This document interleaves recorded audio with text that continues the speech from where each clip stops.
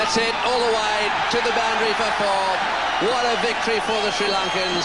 පවන් රත්නායක ඊයේ තම මංගල එක් දින ශතකය ලබා ගන්න පුළුවන්කම ලැබුණා. ඉතින් ඔහු පන්දු 115ක් තුල ලකුණු 121ක් රැස් කරමින් තමන්ගේ ශතකය ලබා ගත්තා. ඉතින් මේ ලොකු ලකුණු ඉලක්කයක් තමයි ශ්‍රී ලංකා කණ්ඩායමට හඹා යන්න ලැබුණේ. ඉතින් මේ කොහොමද තරගේ පරාජය වුණා.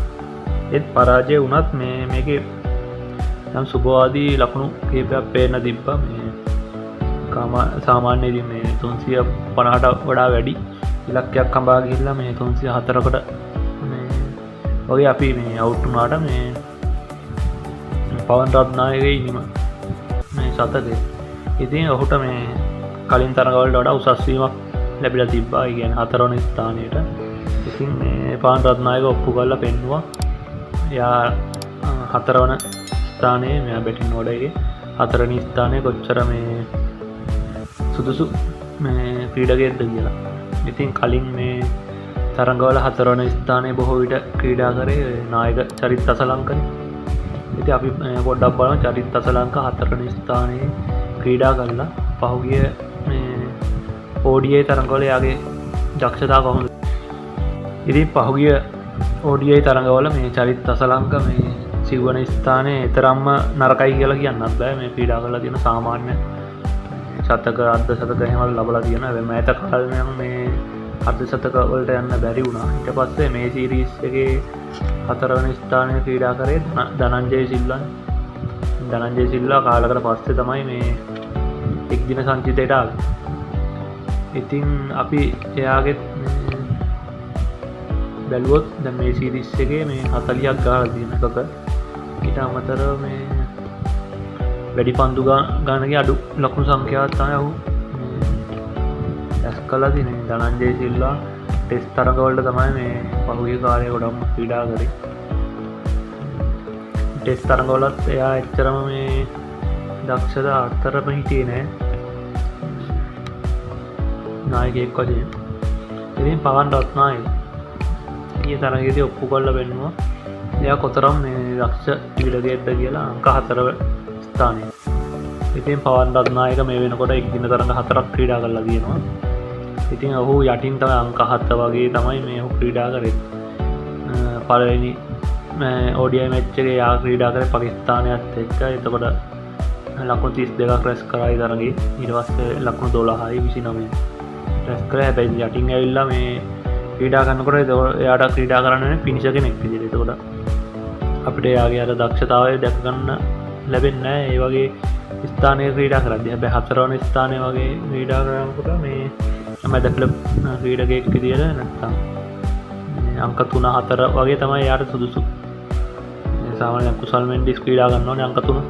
එතකොට මේ පවන් රත්නායක මේ අංක 4 මේ ස්ථානයට මේ තව තරග කිහිපයක් එයාට දීලා ODI තරග මේ බලා ගන්න පුළුවන්. ඉතින් යාගේ කොහොමද කන්සිස්ටන්සි එක එහෙම කොහොමද කියලා බලා ගන්න පුළුවන්. ඉතින් මේ ඔය එකේ කටකතා අනුව කියන ඉතින් මේ ක්‍රිකට් කණ්ඩායමේ ගොඩක් කැපිලි කෙටලි තියෙනවා. ඒ කියන්නේ අර ඒගොල්ලෝ කැමතිම කට්ටිය විතරයි ගස්සන් එහෙම කියලා මේ කටකතා තියෙනවා. නිල වාර්තා නෙමෙයි මේ පොඩ්ඩක් මේ බැලුවහම ඒ කියන්නේ අර කල්ලියක් වගේ හැදිලා නිකන් ඒ කට්ටියම අනිවාර්යෙන් කණ්ඩායමේ ඉන්න ඕනේ. නිකන් දක්ෂයාට තැන දෙන්නේ නැහැ. ඒ වගේ කටකතා තමයි තියෙන්නේ. අපිට කණ්ඩායම දිහා බැලුවම උනත් පේනවනේ පහුගිය කාලේ ගොඩක්ම අර එකම ක්‍රීඩකයෝ සෙට් එක තමයි මේ කොච්චර සාර්ථක වුණත් ක්‍රීඩා කරන්නේ.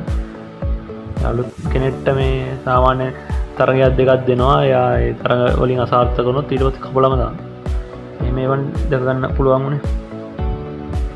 ඉතින් මේ දැන් තව මේ මගේ මතයක් මේ කතා කරන්න යන්නේ. ඉතින් මේ මට හිතෙනවා මේ සාමාන්‍ය ඔය ගොඩක් දැන් අර ක්‍රිකට් කණ්ඩායම වල ක්‍රීඩකයෝ නිකන් තමන්ගේ අර ඉන්ඩිවිජුවල් දක්ෂතා අතරට එන්න දඟලනවා මිසක නිකන් අර කණ්ඩායමක් වශයෙන් නිකන් ක්‍රීඩා කරන එකේ නිකන් අධිකමක් තියෙනවා. මොකද දැන් ඒක ඉතින් ගොඩක් පැති බලපාන. ඉතින් සමාජීය පැත්ත සාමාන්‍ය බලන්න ක්‍රිකට් කණ්ඩායමට කොහොම හරි පැන ගන්න. එතකොට තමන්ගේ තැන හදා ගන්න තමයි මේ ගොඩක් අය එම කරන්න හැබැයි අර කණ්ඩායමක් මේ කණ්ඩායම් ක්‍රීඩාවන ක්‍රිකට් ක්‍රීඩාවගෙන තොර කණ්ඩායම වශයෙන් තමයි හිතන්න ඕන තනි තනීම දක්ෂතා අතරට එනවා වගේම කණ්ඩායම්ගේම ගන්න මේක තොට ඒ විදියට තමයි ක්‍රීඩා කරන්න නැත්තා අපේ කට්ටිය කරන්නේ මේ ඉක්මට ගහන්න කියලා තවුට්ට ඉක්මට ගහන්න යනවා තවන්ගේ අරනි තනි තනි දක්ෂතා පෙන්න්න කියලා රැග්‍රසිවෙන්න කියලා අරනිකම් මේ කණ්ඩායම් ක්‍රීඩාවදී ක්‍රීඩා කරන්න නික ඒක ක්‍රම තියෙනවා නති දැන් අර මං මේ ක්‍රිකට් ක්‍රීඩාව ගැන හෙම හොඳ දැනුවත් තියෙන පුද්ගලයෙක් කියලා මේ කියනනේ මං අර ප්‍රේක්ෂකෙක් විදිහට කියන්නේ දක්නදේ අපේ ප්‍රේක්ෂකෙක් විදිහට මේ අදහස් පළ කරන්න පුළුවන් ඉතින් අඩු ගණනක් කියන ක්‍රිකට් තරඟ බලලා ඉතින් අර මේ කණ්ඩායම් හැංගීම පොඩ්ඩක් තව ටිකක් ඉම්ප්‍රූව් කරගන්න මේ වෙලාවයි කියන්නේ අර දක්ෂතා නැති ක්‍රීඩකයටත් මේ පොඩ්ඩක් එයාටත් ඉස්සරහට එන්න පොඩ්ඩක් උදව් කරලා එහෙම දක්ෂතා තියෙන ක්‍රීඩකයන්ට පුළුවන් අර ඒ දක්ෂතා නැති කට්ටියගේ මෙන්ටැලිටි එක මේ පොඩ්ඩක් ඉම්ප්‍රූව් කරන්න පොඩ්ඩක් උදව් කරන්න. ඒ වගේ ගියොත් ඉතින් මේ එතකොට ඉතින් කණ්ඩායමක් වශයෙන් ගියොත් මේ තරඟ වලට මේ එතකොට එක ක්‍රීඩකයෙක් අසාර්ථක වුණොත් අනිත් ක්‍රීඩකයෙක් හරි මේ මැච් එක ගහනවා. සාමාන්‍යයෙන් ඉස්සරහට එන ලෝක කුසලානේ එහෙම. එතකොට වැදගත් වෙනවා. හැම ක්‍රීඩකයක්ම බෑනේ මේ හැම තරගෙම හොඳට ශ්‍රී ලංකාවේ පැතුම් නිසංග කාලයක් හොඳින් ක්‍රීඩා කරා.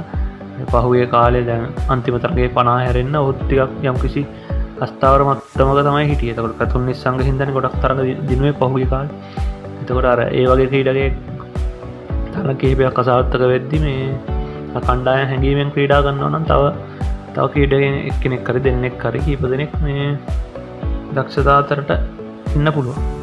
ටීම් ගේම් යන්නේ මේක නිකන් මේ පැතුම් නිසංග අවුට් වුණොත් අත මැච් එක පරාද. ඒ වගේ ඉන්න හොඳ නැහැ. දැන් රටවල් ක්‍රීඩා කරන්නේ ඉන්දියාව, ඕස්ට්‍රේලියාව වගේ ගත්තොත් මේ ඒක ක්‍රීඩකෙක් අසාර්ථක වුණොත් නැත්නම් යා වෙලියෙන් දිනනවා. තරගයක් දෙයක් නැත්නම් තව ක්‍රීඩකෙක් සාර්ථක වෙනවා. ඒගොල්ලෝ එහෙමනේ අර කන්සිස්ටන්සි එක තියාගන්න. ගොඩක් ඔය ඉන්දියාවේ ක්‍රීඩකයෝ වුණත් ඔය ලීග් තරඟ වලට ක්‍රීඩා කරන්න. එතකොට අර ඒගොල්ලෝ මේ දැන් අපේ වගේ රටවල් වල ලීග් තරඟ ගහනවනේ. ඒගොල්ලෝ ජාතික කණ්ඩායමේ නොහිටියත් තමන්ගේ පෞද්ගලික ප්‍රතිරූපේ නම්ව ගත්තොත් ඒ ලීග් තරඟ වලට යන්න පුළුවන්. මේ මට හිතෙන දෙයක් විතර මේක නිකන් ඔය ලීග් තරඟ හින්දාත් මේ අපේ වගේ රටවල් වල මේ වගේ ශ්‍රී ලංකාව, වෙස්ට් ඉන්දීස් වගේ මේ කණ්ඩායම් මේ ගොඩක් අර කණ්ඩායම් හැංගීම නැති වෙන්න හේතුවක් කියලා මට හිතෙනවා. ඔය තමන්ගේ ඉන්ඩිවිජුවල් දක්ෂතාව විතරයි. දැන් ඉන්දියාවේ කට්ටිය වෙන ලීග් ක්‍රීඩා කරන්නේ සාමාන්‍ය වැඩි. ඕස්ට්‍රේලියාව නම් ක්‍රීඩා කරන්නේ ගොඩක්. ඒ වුණාට ඉන්දියාවේ කට්ටිය මේ රටේ විතරයි. ඒකවල ඉන්දියාවනේ දැන් මෑත කාලේ ගත්තොත් හොඳම කණ්ඩායම ලෝකේ. ඉතින් මේ මට හිතෙන දෙයක් විතරයි මේක. ඉතින් ඔයගොල්ලන්ට හිතන දේ පහලින් කමෙන්ට් කරන්න පුළුවන් ඔයගොල්ලෝගේ අදහස. ඉතින් ඇත්තට අපි සතුටු වෙන්න ඕනේ. ඊයේ තරඟේ පරාජය වුණත් මේ පවන් රත්නායක වගේ තරුණ ක්‍රීඩකයෝ තාම අවුරුදු 23ක් විතර ඉන්නේ. ඒ වගේ ක්‍රීඩකයෝ දුනිත් වෙල්ලාලගේ ඒ වගේ ක්‍රීඩකයෝ තමයි ඉස්සරහට එන්න ඕනේ. ඒ වගේ ක්‍රීඩකයෝ ආවොත් ඉතින් තව අවුරුදු කිහිපයකට ආයෝජනයක් වෙයි ඒක නිකන්. දැන්ටම අවුරුදු 36 35 වෙනපු කට්ටිය ඉතින් අවුරුදු පරිම අවුරුදු 4-5ක් ක්‍රීඩා කරා. අනාගතය ගැන හිතනවා නම් අපි මේ වැඩියෙන් අර ඉන්වෙස්ට් කරන්න ඕනේ ඔය පවන් රත්නායක දුනිත් වෙල්ලාලගේ පැතුම් නිසං ගත්තාම තරුණයි. ඒ වගේ ක්‍රීඩකයෝ මේ ඉස්සරහට ගන්න.